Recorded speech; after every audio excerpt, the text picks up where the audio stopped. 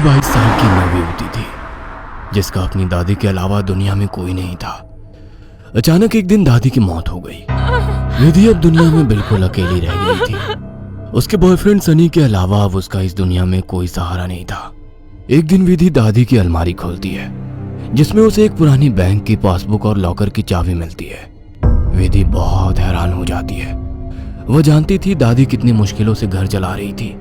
फिर ऐसे में उनके पास से मिली ये लॉकर की चाबी देखकर विधि के मन में सवालों की झड़ी लग गई थी। ऐसा क्या है उस लॉकर में जिसके बारे में दादी ने उसे आज तक नहीं बताया? सवाल बहुत सारे थे जिनका जवाब ढूंढना था। दादी की डेथ सर्टिफिकेट लेकर जब वो बैंक पहुंची तो उसे दादी की लॉकर का एक्सेस मिल गया। उत्सुकतावश उसने लॉकर खोला तो उसमें सिर्फ उसे कुछ कागज दिखाई दिए। विधि कागज लेकर घर लौट आई। उन कागजों के मुताबिक मंथनपुर में एक बड़ी हवेली दादी के नाम थी। इतनी बड़ी हवेली है दादी के पास और हम सालों से इस 2 कमरे के किराए के मकान में जी रहे हैं। ऐसा क्यों किया दादी ने? खैर जो भी बात हो, अब तो ये हवेली मेरी है। मैं कल ही मंथनपुर के लिए निकलती हूँ।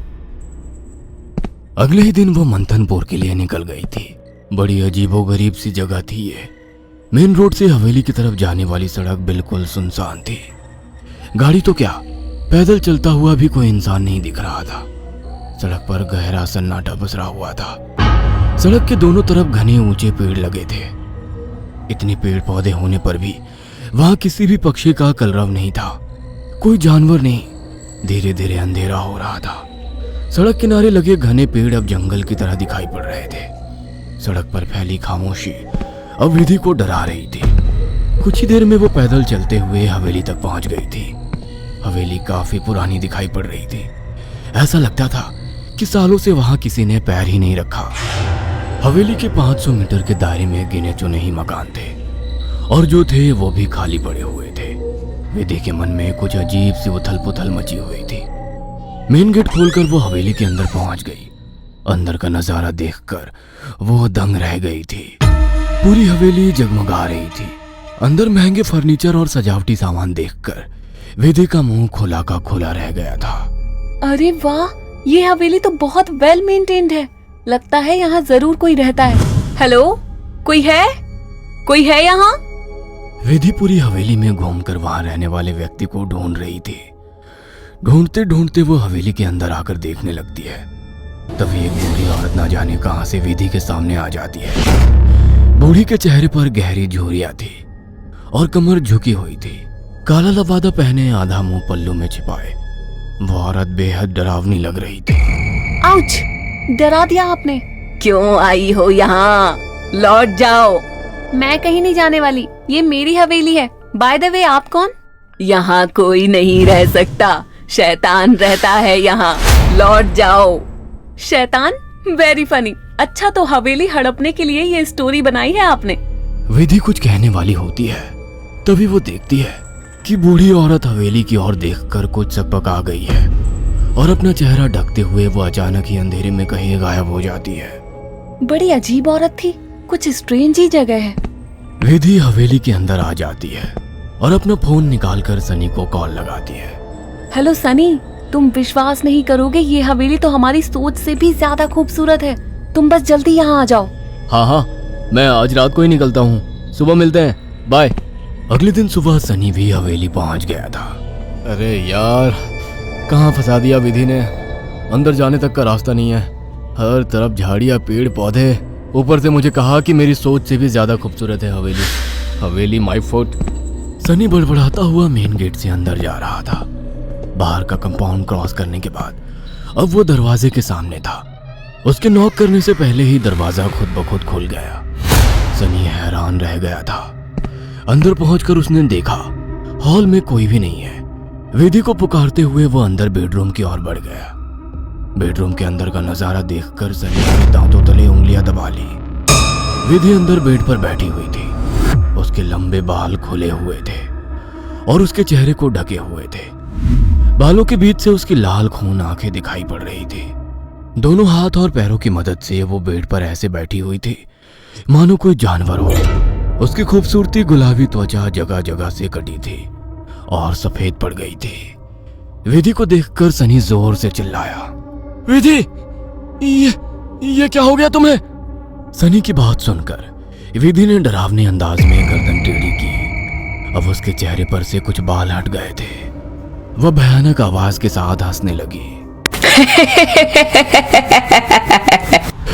उसके मुंह से किसी जानवर की तरह लार गिर रही थी। अचानक ही वह पूरी ताकत से चिल्लाई। विधि के बाल हवा में उड़ रहे थे और चेहरा चीखते हुए और भी भयानक होता जा रहा था।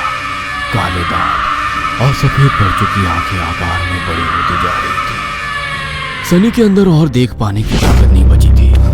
अपनी पूरी ताकत लगाकर वो कमरे से बाहर की तरफ भागा। बाहर हवेली के दरवाजे तक पहुंचा ही था कि विधि की दर्द से भरी आवाज सुनाई पड़ी। सनी, मुझे छोड़कर मत जाओ, मुझे बचा लो। सनी, ये मुझे नहीं छोड़ेगा। बहुत दर्द हो रहा है, बहुत दर्द हो रहा है। विधि जोर जोर से रो रही थी और सनी को रोकने के लिए बोल रही थी। विधि की ऐसी दर्द भरी आवाज सुनकर सनी तड़प उठा और दौड़कर उसके कमरे की तरफ वापस आ गया। ये सब क्या हो गया विधि? ये सब क्या हो गया? मैं क्या करूं, बोलो।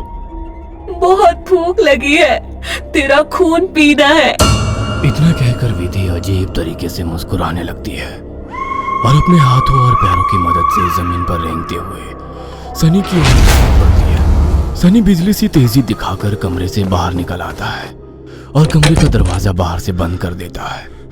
सनी की कुछ समझ नहीं आ रहा था। वह विधि की मदद करना चाहता था। उसे ऐसी हालत में छोड़ना उसे मौत के मुंह में धकेलने जैसा था। वह बाहर जाकर मदद मांगने का निर्णय लेता है और तुरंत बाहर निकल आता है। हवेली के अंदर दूर दूर तक केवल सन्नाटा छाया हुआ था। अंदर से रह रहकर विधि की दर्द भरी चीखें सुनाई दे रही थी। मदद की उम्मीद में सनी दौड़ते हुए आगे भागे जा रहा था। तभी उसकी नजर एक चर्च पर पड़ी। चर्च काफी जर्जर हालत में था। सनी इधर उधर देखता हुआ अंदर पहुंच गया। दोनों हाथ आपस में बांधकर वो फूट फूट कर रो रहा था। Please God help me, please. कहाँ जाऊं मैं? किससे मदद मांगू? प्लीज। कोई प्रॉब्लम है क्या? मुझे बता सकते हो? फादर की बात सुनकर सनी सारी बातें फादर को बता देता है। परेशान मत हो डियर, मैं तुम्हें हॉली वाटर दे रहा हूँ। जाकर अपनी गर्लफ्रेंड के ऊपर छिड़क देना। God bless. Sunny holy water लेकर हवेली लौट आया था। उसने विधि के रूम का दरवाजा खोला तो वो दीवारों पर चल रही थी। उसके मुंह से खून बह रहा था और वो जोर जोर से हंस रही थी। दरवाजा खोला देख उसने टेढ़ी सी नजर से सनी को देखा और दीवार से नीचे कूदकर उसकी ओर बढ़ने लगी। सही समय पर सनी ने हॉली के ऊपर छिड़क दिया। विधि एक जोरदार चीख के साथ दूर जा गिरी और एक काला सा साया कमरे से बाहर की तरफ जाता हुआ दिखाई दिया। विधि, वो चला गया। तुम ठीक हो? हाँ, वो चला गया, लेकिन अब वो अकेला नहीं आएगा। वो बुढ़िया सही कहती थी, ये घर नहीं शैतान का बसेरा है। यहाँ एक नहीं 5 शैतानी ताकत है। जल्दी चलो विधि, हम यहाँ से दूर निकल जाएंगे। सनी विधि को सहारा देकर ले जाने लगता है। तभी विधि की आंखें पलट जाती है और वो सनी को दूर धकेल देती है। सनी जाकर दीवार में टकरा जाता है। तभी फादर वहां आ जाते हैं। मैं जानता था यहाँ एक नहीं बल्कि कई शैतान हैं जो तुम्हें नुकसान पहुंचाने की कोशिश जरूर करेंगे। तुम्हारी दोस्त पोजेस्ड है, यह आसानी से उसका शरीर नहीं छोड़ेंगे। मुझे ही कुछ करना होगा। फादर हॉली वाटर को विधि पर छिड़कते हैं जिससे कुछ पल के लिए शैतान कमजोर हो जाता है। उसी समय वे दोनों उसे बेड से बांध देते हैं। उसके बाद फादर प्रेयर बोलने लगते हैं और वाटर की कुछ बूंदें उसके ऊपर गिराने लगते हैं। विधि पूरी ताकत लगाकर चीख रही थी। फिर कुछ देर बाद अचानक उसने चीखना बंद कर दिया। भयंकर सी आवाज में उसने कहा, ये मेरा शिकार है, तुझे क्या लगता है इसे बचा लेगा? इसके बाद विधि ने झटके से अपने दोनों हाथों पर बंधी रस्सी को खींचकर तोड़ दिया और अपने हाथों और पैरों को उल्टी दिशा में मोड़ने लगी। कट कट की आवाज के साथ उसकी हड्डियों के टूटने की आवाज आ रही थी। विधि की दिल को चीरती चीखों को सुनकर सनी की आंखों से भी आंसू बह रहे थे। फादर ने वाटर छिड़कते हुए विधि के चारों ओर एक गोला बना दिया। अब वो उस गोले से बाहर नहीं आ पा रही थी। फादर लगातार प्रेयर कर रहे थे। अचानक कड़ाक की आवाज आई और विधि की गर्दन पीछे की तरफ घूम गई। विधि का शरीर निढाल होकर जमीन पर गिर गया। सनी पागलों की तरह विधि विधि चिल्ला रहा था। फादर के लिए इस समय सनी की जान बचाना जरूरी था, इसलिए वे उसे घसीटते हुए हवेली से बाहर ले आए और दरवाजे पर वाटर छिड़क कर वहां से बाहर आ गए। सनी अभी भी जमीन पर सिर टिकाकर फूट फूट कर रो रहा था और फादर की आंखों में भी को ना बचा पाने की तकलीफ साफ दिखाई दे रही थी। अगर आपको हमारी ये कहानी पसंद आई हो तो इसे लाइक और शेयर करना ना भूलें।